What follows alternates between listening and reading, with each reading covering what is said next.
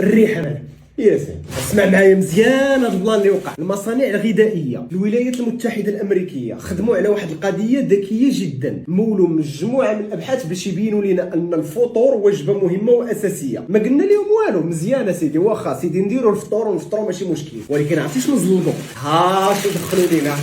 رقائق الذره، كريات الذره، بزاف ديال اللعيبات اللي ولاو الدراري الصغار ما يمكنش ما ياخذوهمش في الفطور. اشنو هما هادو في التركيبه ديالهم؟ كاين السكر، واحد الحاجه اللي هي خطر من السكر اللي تيتسمى له السيرو دو غلوكوز. السيرو دو غلوكوز شنو هو واحد المحلول سكري. شنو كيدير لك وشنو كيدير لولدك الصغير في الصباح؟ كيدير ليه لا غليسيمي الرق، وبالتالي ملي كيدير البيك دانسولين كطرى ليه واحد لا شوت دينيرجي، ولا كيحس بواحد التعب من بعد. الناس الكبار اللي كياكلوا رقائق الذره ولا هاد لي كورن فليكس ولا هاد العجب كامل، عرف راسك اخويا، عرف راسك اختي، انك خديتي بزاف ديال السكريات، خديتي سعرات حراريه تتسمى خاويه، دي كالوري فيد، وخديتي معاهم زويته روميه، وخديتي معاهم نكهات صناعيه، وخديتي معاهم مواد حافظه. يا سلام، شنو بغيتي مازال؟ بالنسبه ليا صديقي ان هاد لي كورن فليكس ما بلان ما تلعب. بغيتي بديل صحي دير لك اسيدي الجرانولا، تيشدوا الفواكه الجافه وتيقرملوهم وتيجمعوهم بالعسل وتيزيدوا عليهم شويه ديال القمح ولا شويه ديال الشوفان ولا شويه ديال الكينوا ولا شي مصدر ديال الكربوهيدرات، وانت خديتي واحد الفطور صحي وخلطوا مع حليب نباتي ولا حليب حيواني، وها انت ناضي كناضي. بارطاجي هذه المعلومه مع اصحابك واكي عاورك.